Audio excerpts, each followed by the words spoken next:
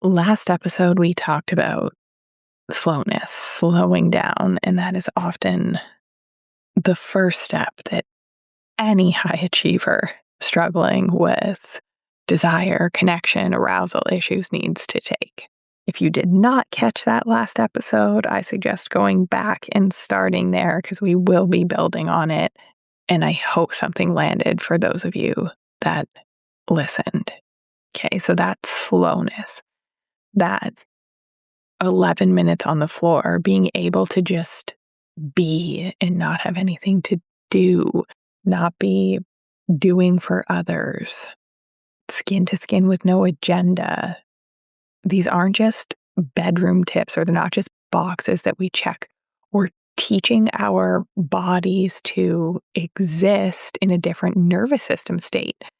And when you are used to running from one fire to the next, that relaxation, that feeling of after a massage or after acupuncture and osteopathic treatment, when you are relaxed, it kind of feels weird. And that we shouldn't have such a hard time accessing this state. And I hate that all of this nervous system regulation, all the stuff that you see online, it's not about being in a Zen state or being in a pleasurable state all the time. It's about having the resilience, having the flexibility to relax when you want to relax, be turned on when you want to be turned on, put out the fires effectively. And after helping thousands of women with this, and I remember being there myself where it almost felt like, well, if I let go, if I stop, if I slow down, I'm going to get crushed by the weight of it. Who's going to pick up the slack? Will I ever be motivated ever again? It's so foreign to have flexibility, but we need that. And I want you to know that the goal is not to be relaxed all the time or never get triggered. It's to be able to more easily manage it. I mentioned at the end of the last episode that my work has always been about knowing your desires, being able to ask for them and receive them. So we're going to go a little deeper, okay? Because we can slow down. We can do the somatic courses. We can just fall into every popular grifting situation on the internet. I'd like to bring you back to cold plunging when all of you were getting on that train. And cold plunging doesn't work for women. We had research on men, and now people are finally starting to catch up to that. You probably got your weighted vest for walking too, but we're going for tried and true, tested things that either work on women because we have research, or I'm fairly certain because it's worked for hundreds or thousands of the women that I've worked with. We're not following fads here. We're getting to the root. So we might be able to slow down. We might be able to go to a yoga or meditation class and be present. And we've worked on that skill. We have that muscle now. But being able to slow down is not the same as letting go. We're going to talk about letting go. And I know, if you're a high achiever, you control to stay safe. It's one of your mechanisms, your hypervigilance, thinking 10 steps ahead for everyone else. And letting go is hard. We don't know how to do it. I remember sitting in therapy probably 10 or 12 years ago, being like, I don't know how. I don't know how. Explain it to me. How do I let go? So when we're talking about moving from a high achiever to a receiver, the first step is knowing what we want, right? What do we want in bed? What do we want in life? Because if we don't have a target, we don't know what we're moving towards. And we've been taught to desire for other people, not ourselves. But now our second sort of part of this, and it might be the hardest one, because we're letting go. And letting go requires trust, self-trust, trust of the other person, but mostly self-trust. And trust requires safety.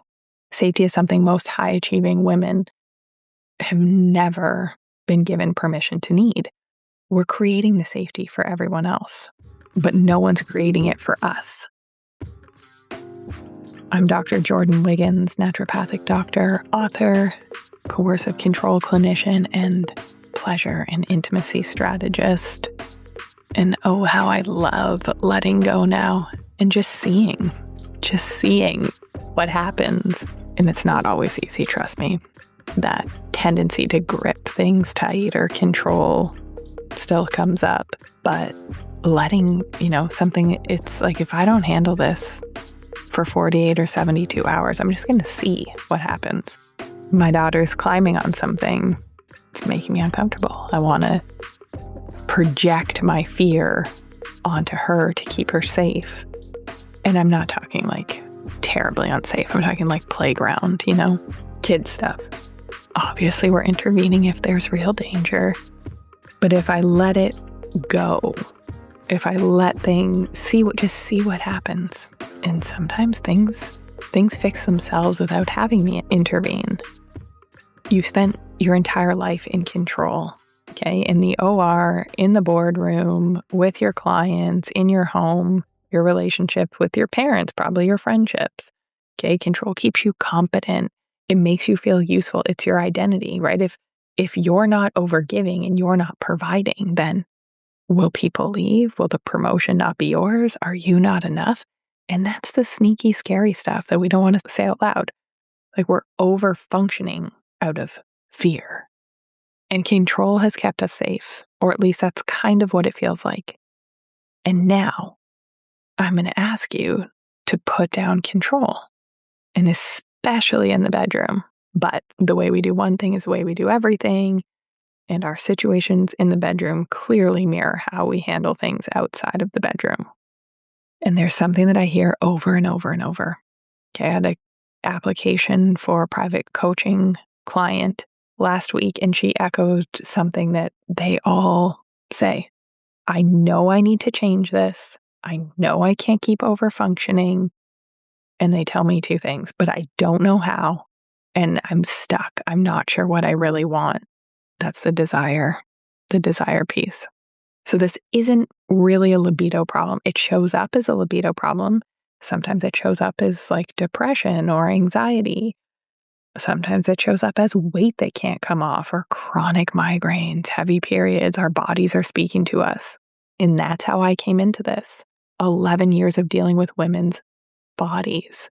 But I realized the root was so much deeper. Because if we are always on, we're always controlling, we're always hypervigilant.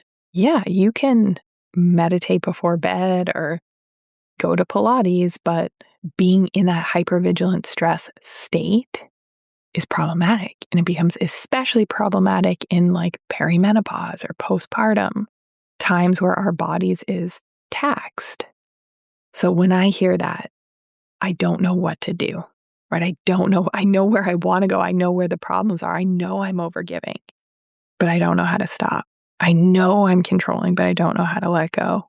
I don't know, like, what's the next step? That's the desire problem speaking. So if you've been so focused on performing, achieving, overgiving, you've lost yourself. Our attention's outward. So we don't really know what we desire. Usually our desires are focused outward on other people. I hear often, well, I desire for him to stop doing XYZ or to start planning dates and vacations. Okay, but we've lost sight of our desire. We can't ask for what we want, even if we start to uncover those desires. And a lot of it's because we haven't given ourselves permission to want anything. So when we know what we desire, we do the work. And now I have women that are like, you know what? I think I would like to try some power play, or I would like to try anal sex. And listen, we're not yucking anyone's yum around here. I'm giving examples. But we figure out what we want. And this could mean something that we didn't feel like we were allowed to want. Then we ask for it. And asking can be a huge hurdle that you need support on too. But then we're worried. We get stuck in this limbo, it's something else that we might fail at. And that's why we don't take action. Because we might fail at the asking. We might fail at the receiving. And this is what happens when your high achiever identity runs everything. Your pleasure becomes secondary. It's easier to just do it yourself. You don't ask for help. And what's this costing you? your fulfillment and joy, and it's literally killing you in slow motion. Being stressed all the time is taking a toll on your body, and I know you know it. So the same traits that make you extraordinary in your career, our need to manage outcomes, to predict, to read a room, is the exact trait that's going to keep us from surrendering and having really good intimacy, right? We can't be orgasming and managing at the same time. Well, we can, but they're not good ones. And we can't be fully ravished if we're not focused totally on ourselves, on our pleasure. And that's going to be part 3 of this series. Okay, we're not receiving if we're thinking, oh, is he liking this? Is he enjoying this? Am I taking too long? So this want to overachieve, this want to overgive, we have this underlying belief of I'm not enough, I'm not good enough, so I need to give more. And we do it in our career, we get rewarded for it. But when we bring it into the bedroom, this follows us there and it keeps us in performance. So I have a client starting private coaching and I said, well, what do you want your life to look like? She said, like, I'd be confident in the bedroom, confident walking into the OR. And I mean, she's excellent at her job, but it's that self-critic. Think things would be quiet in her mind. She said, I'll be able to speak my mind and desires. I won't be weighed down by what other people think of me. I'd feel free and light. I'd know what I want. So she wants to get there. But what's getting in the way? Knowing her desires, asking for them, and receiving them.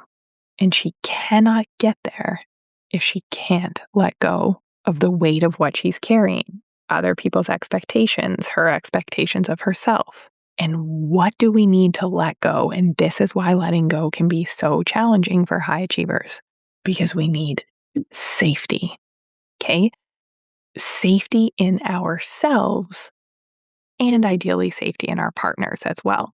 But this is real life. Sometimes we are rebuilding connection after an affair. Sometimes we're dating again and we're learning somebody. So that safety isn't inherently there. And honestly, most of the people that I work with, when they have mismatched libidos or not great sex, they could be married for 15 years, 20 years, and there is no safety. There's no trust in that relationship. So it needs to be built. And safety does not mean the absence of conflict, then that things are great and we only feel good when things are going great. Actually, we earn our crowns in the darkness, superwomen. That is when we truly heal. When it doesn't matter what is going on, we know we can handle it because we trust ourselves. We trust ourselves to communicate our boundaries when they have been pressed, and we trust ourselves to take action and do something about it, right? Because that's when you've communicated a boundary over and over and over, and it is not listened to or respected. There's no change in action. This isn't a you problem. It's a relationship problem. It's not being received. They don't care to change their behavior. But the real boundaries are, what are we going to do for ourselves? What are we going to change? And sometimes it's self-trust and I don't have to manage the outcome here. I'm going to observe and see what happens. I'm going to let it go. Or I'm going to make a decision next week. So we need safety in and out of the bedroom. And safety in the bedroom is knowing I don't have to perform here. I don't have to manage. I don't have to make sure that the other person is having the best experience ever at all times. Like, I can enjoy too. So this is biology. When your nervous system registers even a low-grade threat, is he checking out? Did I not do enough? What do I need to do better? Like, that's our immediate, right? That's our go-to. Our go-to is fix, and our pleasure centers go offline. And this is neurologically. So our body is shutting down, and it can be shutting down multiple times during a sexual encounter. And the freeing thing is that when my clients realize no matter how much I try and control things, some things are just not in my control, and I'm okay with that because I trust me now. I trust my intuition. I trust my discernment. And that's what my client said the other day. And I said, it is so freeing when you can actually surrender and know that no matter what happens, you can handle it. And she said, yes, I'm so much closer to that than I used to be. And that's the whole thing. That's the work. We're getting closer. We're not perfecting it. We're just getting closer. We're making these micro decisions that benefit us and our health and our well-being and our pleasure. So if we want to let go, we need safety and self-trust. And not always, and that's the fun of it, because it would be pretty darn boring if not. And how are we going to get that? How do we do it? Well, we do it in small ways. So we need safety. We need self-trust and safety in order to let go. And we need even trust in ourselves more than we need in trust in our partner. But this is the interesting thing, and especially in heterosexual relationship, is most couples skip this. They assume that safety should just exist. It's like something that is there, but it's actually not. And it has to be built. And one of the fastest ways to build safety is communication. Communication creates safety. I'm going to give you some real life examples. Here's an example of clear communication that makes my nervous system relax. Tonight is about you. You don't have to do anything. I've got you. Okay, that decompresses my nervous system. I'm preparing for that encounter, knowing that I will be receiving. Or I've got the kids. I'm taking care of bedtime. I've drawn you a bath. Getting a message like that on your way home from work so you can decompress, you're not preparing for the second round. What's that going to do? That's going to relax you. It's going to put you in the receiving state. And if you hear, honey, can you pick up the cereal? I forgot it when I was at the grocery store. What's that doing? That's putting you back in manager mode. I want you to think about something. If you cannot let go in the bedroom or in life, our go-to is what's wrong with me? What do I need to do more or less of? How can I fix this? But our first question should actually be, is it safe to let go here? Because many of the women that I work with are in relationships where the conditions for safety genuinely do not exist. Not because they haven't tried hard enough, not because the superwoman has not done therapy, but oftentimes because their partner, consciously or not, has all the power. And this is missed a lot because from the outside looking in, a superwoman, successful, intelligent, fit, doing all the things, she looks quite strong from the outside looking in. But inside their relationship, the partner doesn't show up consistently. Oftentimes he's managing an addiction or she's covering for him managing an addiction of some sort. There's emotional manipulation. There's the slow erosion of her no over time. Like one of my biggest things is if she can't say no to sex without silent treatment, anger, cupboards being slammed, him being mad at her and the kids, because this is sexual coercion. Okay, and it comes from deep-rooted patriarchal beliefs that our bodies, it's a marital right or an expectation to have access to our bodies without doing any of the work to make us feel safe to open. Okay. And that is when we're in that stalemate where he is saying like, oh, well, I need to have sex to feel close to you. And you're saying, well, I need emotional availability. I need you to do what you say you're going to do for me to feel close enough to you to open, to want to give you my body. Like that's a problem. That dynamic is a problem. And it's a problem because if men want more and better sex, they should be willing to meet us where we're at, right? It shouldn't be a carrot like, oh, I'm only going to treat you well if you're giving your body to me. But if you don't give your body to me, I'm going to punish you. It's a power dynamic. He holds the control there. Before we talk about the inner work, we have to name what's happening in the relationship dynamic and in ourselves. Because no amount of meditation, no amount of somatic work, no amount of me in your earbuds or saving posts on Instagram is going to create safety in a relationship where it doesn't exist, or is going to create safety internally. That being said, and this is where it gets layered, some of us have internalized so many years of performing, earning, overfunctioning, that even when we have a safe partner, it's still hard for us to access the receptive state because our nervous systems have been trained out of it. That's not shame, it's conditioning. And conditioning can be unlearned or rewired. And we want to look at what's being offered to us. I'm going to read 2 examples so you can see communication that creates safety and communication that does not. So here's a message, and I want you to see how it lands in your nervous system. June 13th, I have to be in blank location. I'm halfway to you. I could come down, grab a room, take you for dinner, and bring you home. If you enjoy my company, maybe we can grab breakfast or brunch the next day before I leave. It's not making you dinner like we spoke of, but he's still going to bring me food, yada, yada. That said, I'm formally asking you on a date the evening of June 13th. I'd really love to enjoy your company in person. Okay, what do we have here? Safe communication. Very clear. It referenced past conversations. He listens when I talk. It is no pressure. No pressure to spend the night with him, even though he's getting a hotel. That is a hell yes for me. And by even giving me the option or letting me have a no, it makes me want him even more. I'm going to give you some tips here. Tips on safety and letting go. But I want you to know if this episode landed for you, there's 2 steps that you can take. You can book a pleasure path assessment with me. We can go through this. We can see exactly where you're stuck.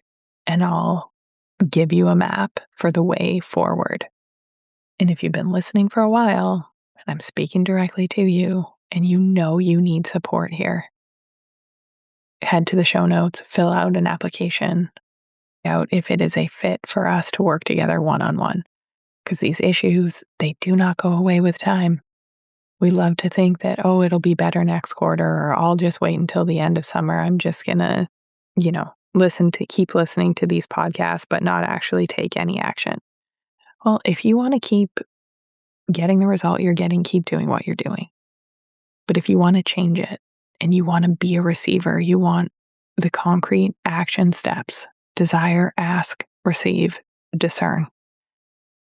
If you need the help to be able to do those, I'm your girl. Head to the show notes, fill out an application. I have 1 spot left for private coaching in the next 2 or 3 months. So don't sleep on it. Because if we want to be able to let go, we want to be able to let go and receive. We're slowing down like we talked about in the first episode. We need safety in order to let go. Safety in ourselves and safety in the situations that we are in. I want you to write down 3 places in your life where you feel genuinely safe to have needs. Okay, and if this brings up tears because you don't have any, like even with your friends, you are the one, you're being the container, you're providing the safety. It is okay. You are not alone. Come on over here with us in the Pleasure Collective, because we all started there. Okay, so your action steps. Write down 3 places in your life where you feel safe to have needs. Maybe it's just with your therapist. 3 places where you're safe to have needs, and 3 places where you don't feel safe to have needs. And maybe we need to work on cleaning up our own communication, because maybe we have not been safely communicating with our partners. But I want you to ask yourself something. The question is not, why can't I let go? The question is, what's been getting in the way of my safety, internal safety and safety in relationships or workplace? So outside you, inside you, both. And that's where the real work begins. But we need to tell the truth about it, call it like it is. And then if we don't feel safe, we need to be able to communicate. And a belief that I need you to know is that pleasure is your birthright. You don't have to earn it. So when we can let go and we've created this safety and we've done the work of believing that we are worthy of pleasure, we are worthy of receiving just because, not because we earned it, not because we finished our to-do list. The bedroom stops being a place where we perform, manage, and endure, and we stop doing it in the other areas of our lives too. It becomes a place where we can actually be chosen, pursued, ravished. And that's episode 3. What it actually feels like to be receiving, to be ravished. And that is something that we so deeply crave. We crave slowness. We crave safety and letting it all go. We're going to talk about being ravished and the conditions that need to be met for that. Okay, to be ravished with nothing to do with our output, our achievement, our titles, our effort, just because you've spent your whole life earning everything you have. What would it feel like to let go, receive, and be ravished? Until next time, Superwomen.